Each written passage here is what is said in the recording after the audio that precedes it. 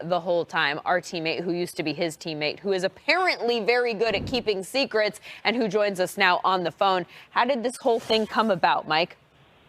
Yeah, first of all, Marshawn is definitely happy to be back playing football. I asked him a couple of times, like, bro, like, you don't need this. Like, why do this? And he said, Mike, Bob, I love the game of football. And you can't argue when a guy tells you that. But he told me probably, I don't know, a month and a half ago, hey, Mike, you know, they calling for me, man. They calling for me. I'm thinking about, you know, getting myself back together. And I thought the Seahawks and Pete Carroll and everybody over there did a great job staying in contact with them, keeping the doors open for this possibility to happen.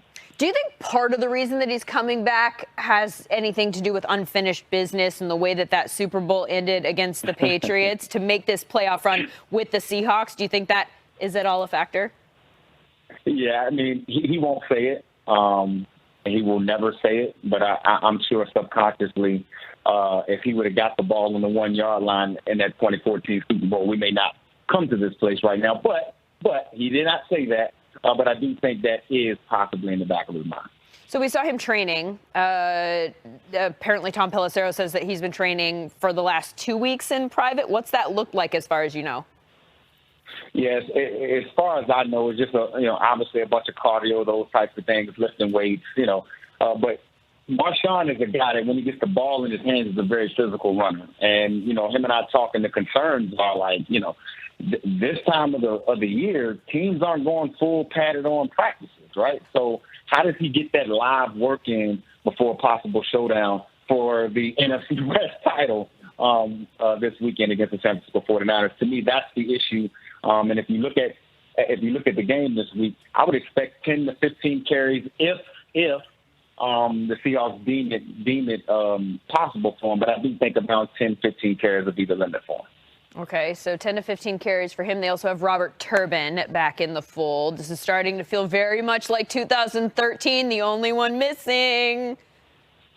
Is not me, because I'm not coming back, okay? I'm on a vegetarian diet, Lindsay. I don't have all the weight I used to have, but I will say this. There is some familiarity with Marshawn, with Robert Turbin, all of those types of things. But the Brian Schottenheimer offense is a little bit more zone run. Marshawn. Merry New Year. Y'all have a great day. It's a great feeling to be back. Thank you. And that was the entire reunion news conference for Beast Mode. Marshawn Lynch just spending a few seconds at the podium there today after practice for the Seattle Seahawks in his second time around. And he comes into the team one win away from being a division champ. The NFC North was decided last night. The NFC East will be decided Sunday afternoon. And then Sunday Night Football, Niners at Seahawks, game 256 of the NFL's regular season. Winner gets the NFC West. He is one of the greatest defenders in the game, and he is our special guest on the night before Christmas. Bobby Wagner, welcome to NFL Total Access. How are you, sir? I'm doing good. How are you guys? We're doing real well. We're doing real well. Look, at people that know you and know your game know you are one of the alpha competitors in the NFL. What is it like to know it's a one-game showdown as the last game of the regular season for a division championship this weekend? I think it's what you dream about. I think when you wake up and come to the end of the season and you put yourself in a position to be one of two teams to win a division and possibly get a bye, it's just fun. And then playing against Sharpe, it's going to be fun, too. You see him before the game, Richard Sherman, your old teammate, say hi and everything, and then you guys go to work on defense. He'll try and go to work on defense, I'm sure. The first matchup with San Francisco was an instant classic. Tight game, right down to the wire. What do you expect this time around? I expect the same thing because it's going to be a lot of guys just coming at each other. I definitely feel like they're going to want to come bounce back from the last time we won. And, Sherman's going to get those guys riled up. And I feel like we're going to be riled up after the way last week went. And it's going to be fun. Seattle, the entire area, the 12s, everybody is fired up for the return of beast mode. Marshawn Lynch back with you guys again. First of all, how's he look, and what's reasonable to expect out of a guy who hasn't played in a year? I mean, to me, he looked like he normally looked. Really? He's going to come down. I know y'all saw the video of him boxing, it was him getting beat up. But taking the shots to the ribs to get him ready. Gonna be ready. Yeah, exactly. He a guy going to be ready. They're going to kind of slowly put him back into the game, but whenever he had the ball, he's going to bring the power. Does Marshawn add anything just besides his productivity on the football field? Would there be any extra juice or anything like that, do you think, coming from him this weekend?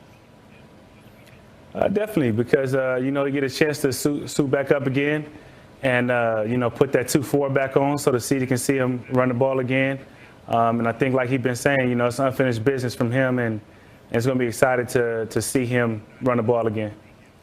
Well, if he's in the backfield, doesn't really matter who else is out there. We know you've got one of the best weapons in football as your trigger man. Russell Wilson has put together another MVP caliber candidate type season. What else is there to say about Russell Wilson and the game he's played all season long? He's just been amazing, man. True MVP, coming out every single game, being productive, touchdowns, using his feet to create plays, getting guys the ball. And it's just been really, really fun to watch his growth, his leadership. He's an amazing person, and, he deserves it.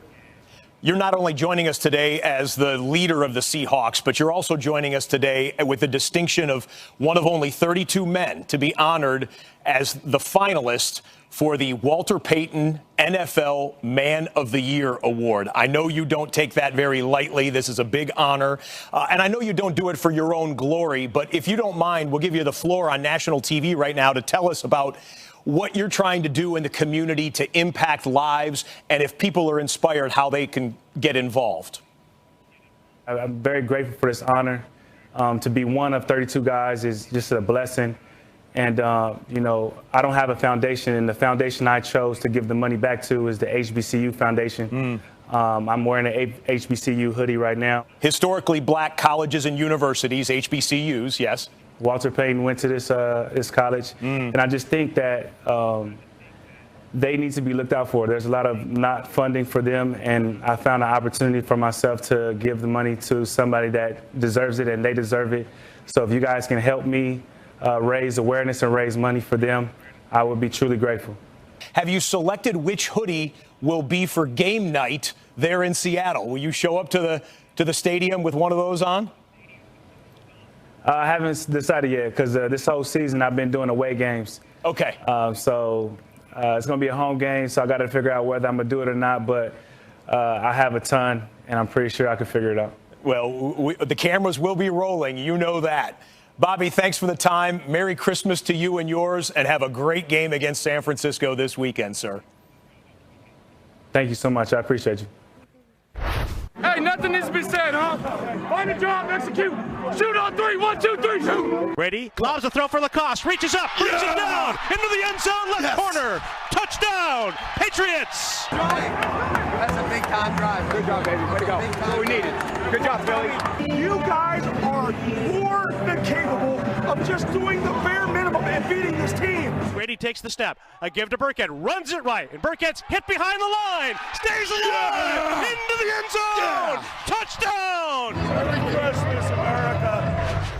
Patriots AFC East champs for the 11th straight year, in the driver's seat for the 2 seed right now, with the Chiefs waiting to pounce in the events that they lose to the Dolphins. But as you know, the road to the Super Bowl will have to go through Baltimore, which clinched the 1 seed on Sunday and recorded their second 1,000-yard rusher of the year. Mark Ingram joining Lamar Jackson in that department. For context here, there are 21 NFL teams this year that do not have 1,000-yard rusher this year. Baltimore, again, has 2. They don't have anything to play for this weekend, so they'll be resting their players against the Steelers, who have to win to even have a chance to get into the playoffs, and they will need Devlin Hodges to get them that win. Mason Rudolph out for the year on IR with a shoulder injury. So the good news for Pittsburgh here, the last time that the Steelers lost in Week 17, it was all the way back in 2007. Since then, they are 11-0 in the last week of the regular season. Of course, there's a chance that they could beat the Ravens and not have it matter, because if the Titans beat the Texans, they get the 6th seed, and the Steelers and Raiders are out of luck. But here's the thing, they didn't beat the Texans 2 weeks ago.